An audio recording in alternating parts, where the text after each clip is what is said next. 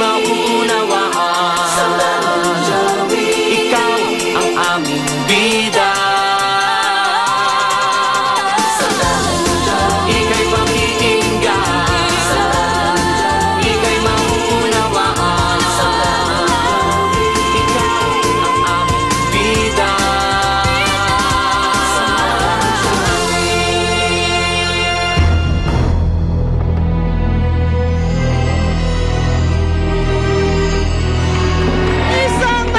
Magandang gabi mga kaibigan.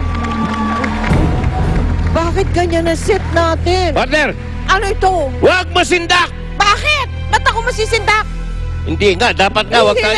Hindi ako nasisindak, natatakot ako. Huwag matakot! Saan ba galing yan? Ba't ganyan ang tsura niya? Mga kaibigan, dahil ang kinatatayuan namin ngayon ni Partner Mel, Ay. mistulang morgue. Sabi ko na nga ba eh. Mga kaibigan, totoo po yan. Kasi pag-uusapan natin ngayon, yan. Ang tungkol sa isang kakaibang kondisyon na kung tawagin ay necrophilia. Naku! Ito po mga kaibigan, Yung necrophilia, ba? para sa kaalaman ng hindi pa nakakaalam, ito po yung pakikipagtalik ng buhay na tao, lalo na yung Oo mga nga. nag-iimbalsa mo, sa isang bangkay.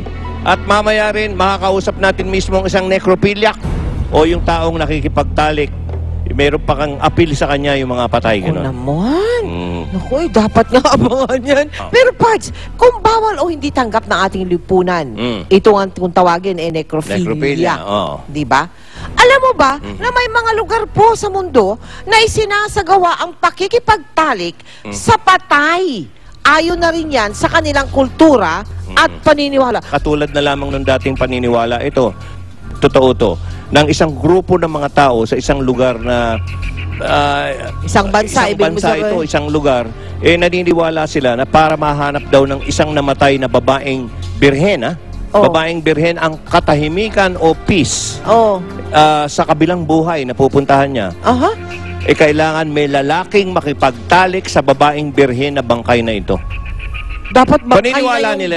yung babaeng virgin. Oo, kailangan may makipagtalik sa kanya. May mga grupo pa po, Pero mga palang bansa. ganun, no? Oo. Alam mo, ganyan rin nga ang paniniwala ng ilang lipunan sa Central Europe noong sinaunang panahon. Ano Noong po? araw, oo. Na kapag namatay ang isang babae na nakatakda ng ikasal, Aha. kailangan makipagtalik sa kanya yung lalaking dapat sana ay pinakasalan niya. Aba? Mabuhay ang Biruin mo yun. bagong patay. Ay, hindi. Dapat ganun. Mga kaibigan, ang dami pong kwento dyan tungkol sa necrophilia na yan.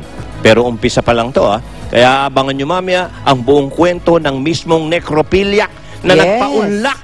Magkarain Meron po pa. tayong Necrophiliac na mai-interview. nagpaunlak na magpa-interview. Oo, Kay interviewin natin partner yan. Mel. Malalaman natin kung anong uri ba ng kondisyon itong kung tawagin ay necrophilia. No? Okay, doon muna nga tayo. At, Sige. Pero ito isa. Maiba tayo, no? Alam niyo ba, mga bala na nakamamatay, no? Pwede palang gawing palamuti o disenyo ng damit. Yan po ang pinatunayan ng multimedia artist na si Josephine Jing Toralba sa kanyang kakaibang likha na kung tawagin ay bullet gown. tama ka dyan, partner. At malalim din ang pinag-ugatan ng kwento sa likod ng bullet gown na ito, mga kaibigan. May kwento yan. Alamin nga natin kung paano naging inspirasyon ng isang masalimuot na pangyayari sa buhay ni Josephine Jing Toralba para makalikha ng isang damit na yari sa mga bullet shells. Ito ay ang damit mula sa bala, pwede pala. May ganon? Oh, ano ba yan? Simbolo ng karahasan. Simbolo ng kamatayan. Ano mag-aakalang may makakaisip na ang mga balang ito ay maaaring maging unique art pieces. Iba't ibang kasuotan na may pambihirang ganda, may elegante, mala warrior, meron ding parang kaftan, mala Hindu princess. Pero kung inyong pakatitignan, lahat ito gawa sa bala ng baril. Mel, Joey, magandang gabi. Andito tayo sa Britannia Art Projects kung saan makikita ang pambihirang sculptural pieces ni Miss Jing Toralba. Tara, pasok tayo. Apat ang ginawang sculptured bullet dress ni Josephine. Una na rito ay ang mighty ballistic. Merong gear, body armor at skirt. It's about 20 kilos. It's made of empty bullet shells, 9mm, 35 caliber, at saka 45 caliber, at saka ito, shotgun shells. Nagtototal to ng mga 3,000 pieces. Diwata naman ang itinawag ni Josephine sa kanyang ikalawang obra, malakapang kasuotan na umahalin tulad sa mga diwata ng kalikasan. This is 14 kilos, tapos a little less than 2,000 pieces ng shotgun shells. Ito naman ang kanyang Flying Divinity Bullet Dress. Ito ay may 10 kilos ang bigat at 1,400 bullets na ginamit.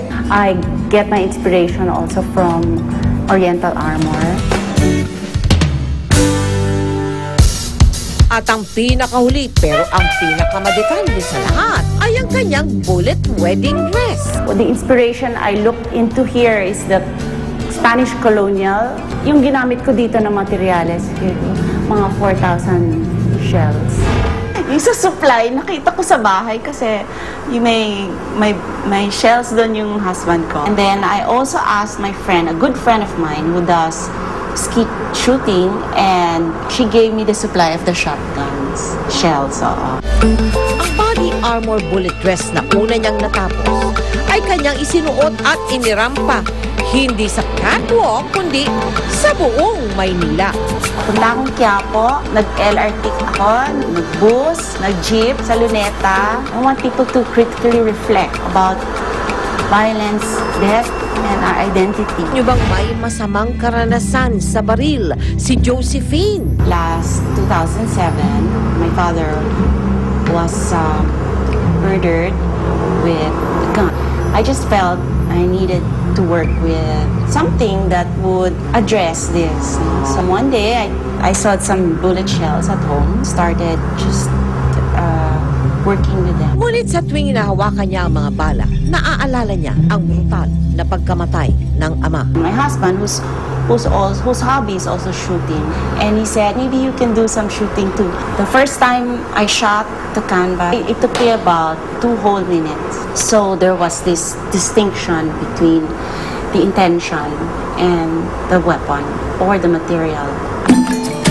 Malaki ang naitulong ng pangyayaring ito upang pagsumikapan ni Jing na matapos ang kanyang obra. Yung art ko, it can reach out to people. I think that's also very contemporary and speaks to each one now. It's not just me who went through this. Formal niyang pinakita ang 4 na bullet sculptural dresses noong nakaraang Tamawan International Arts Festival.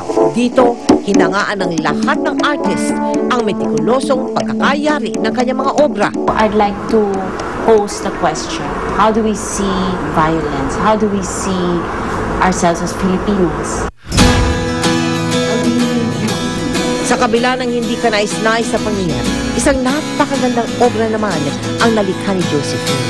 Mga obrang may malalim na pakahulugan sa karahasan. Mel and Joey, salamat ho sa pagbisita nyo dito sa Britannia Art Projects at pagsilip po ng aking mga artwork.